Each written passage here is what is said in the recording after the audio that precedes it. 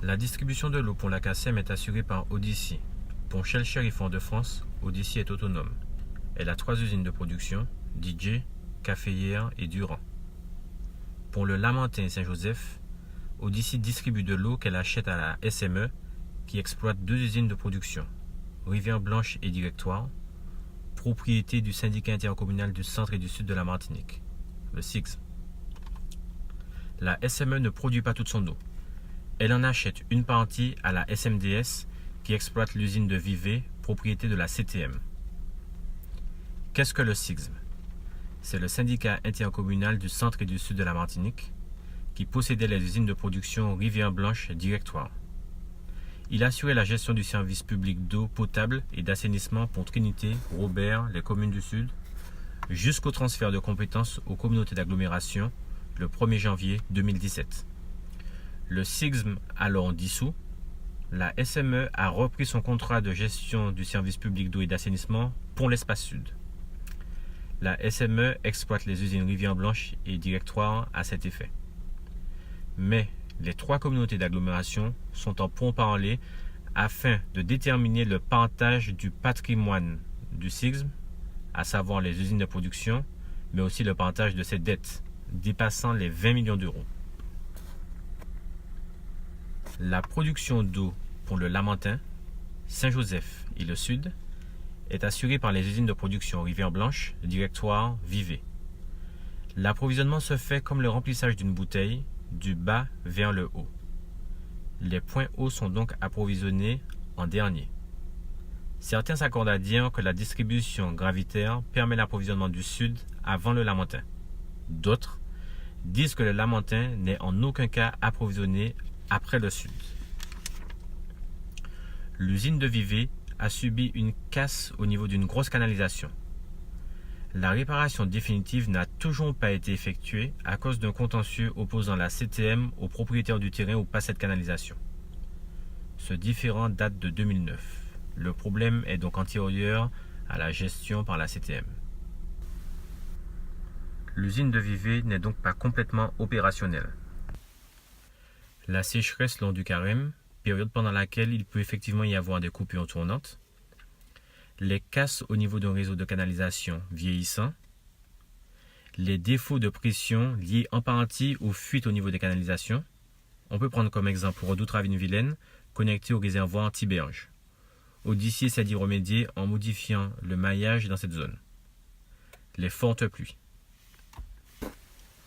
Pour comprendre ce problème de coupure lié aux pluies, il faut savoir que l'eau doit avoir un indice de clarté inférieur ou égal à 0,5 NTU. Quand les pluies sont trop abondantes, cet indice peut atteindre les 1000 NTU. Les usines ne collectent alors que de la boue. On parle de turbidité. Cette boue ne peut être traitée. Les usines ferment alors en attendant le passage du pic. Pendant ce temps, les réservoirs d'eau, qui ont des autonomies de quelques heures, se vident. Une fois les usines de nouveau opérationnelles, c'est le réapprovisionnement des réservoirs qui prend du temps. Les solutions envisageables. Doter Odyssey d'une usine de production destinée à Saint-Joseph, le Lamentin, pour réduire le temps de réapprovisionnement après coupure. Odyssey avait entamé des discussions pour acquérir une des usines exploitées par la SME. Au bout de 6 mois de négociations, le préfet devait trancher. Mais rien n'a été fait. Si Odyssey récupérait Rivière Blanche, elle devrait approvisionner une partie, voire la totalité du Sud. Pourrait-elle vraiment, dans ce cas, réduire le temps de réapprovisionnement du Lamentin et de Saint-Joseph? Le contrôle et le remplacement du réseau vieillissant pour prévenir les casses et réduire les fuites. Les fuites sont responsables d'une diminution du rendement. Le rendement en Martinique se situe entre 60 et 70%, ce qui signifie que 30 à 40% de l'eau distribuée est perdue. On aura beau augmenter la production, si le rendement n'est pas amélioré, le temps de réapprovisionnement restera un problème. Et tous ces travaux ont un coût.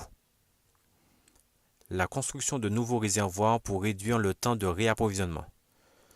Ceci pose un problème si ces installations doivent se faire sur des terrains de particuliers. Ces travaux nécessitent également des fonds. Mailler les réseaux de canalisation gérés par Odyssey, SME, SMDS pour favoriser le réapprovisionnement et mettre en place un seul syndicat de l'eau pour simplifier cette gestion. Il appartient aux différents acteurs de se rencontrer pour avancer en ce sens.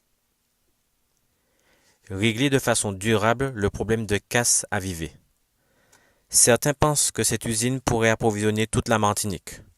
Pourtant, sur les 175 000 m3 d'eau produits quotidiennement, Vevey en produit 20 000 et pourrait éventuellement atteindre les 35 000 m3.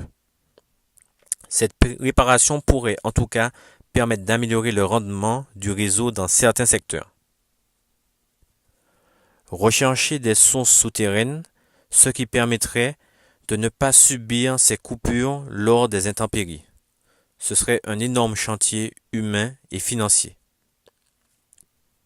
Se procurer un système de filtration permettant de traiter la boue et pouvoir ainsi continuer à produire même en cas de forte pluie. Solution plus qu'hypothétique car il faut déjà trouver ce système et s'il existe, il faut le financer. Nous avons recoupé ces informations suite à nos échanges avec les cadres d'Odyssey, de la SME, de la SMDS, la présidente du comité de l'eau et de la biodiversité.